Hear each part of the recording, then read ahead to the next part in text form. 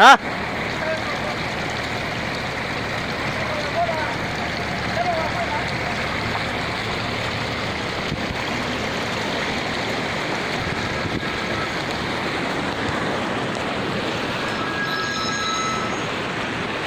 ฮัลโหล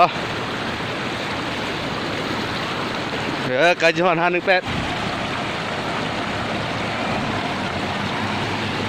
โอ้ยหาไอ้ดำโมโหได้หูแต่หาไอ้ขาวอยุ่ใส่ล่ะว่าหันหันไก่คันน้ำดื่มมันวะ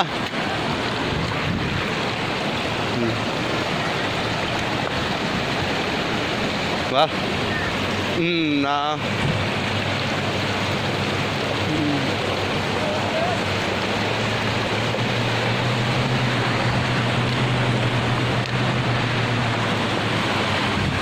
เขาก็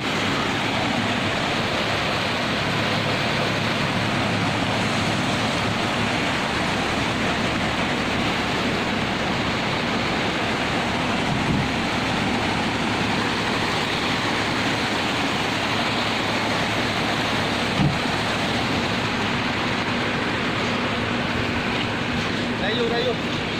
มีแต่ไตอันเอาตีนอันหลังใส่พี่แต่ไตพี่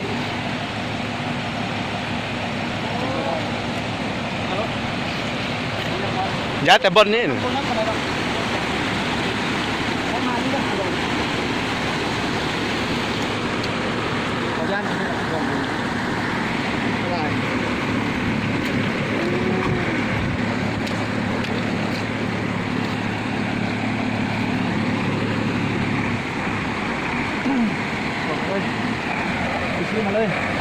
ซื้อมาเลยเอาไปเลย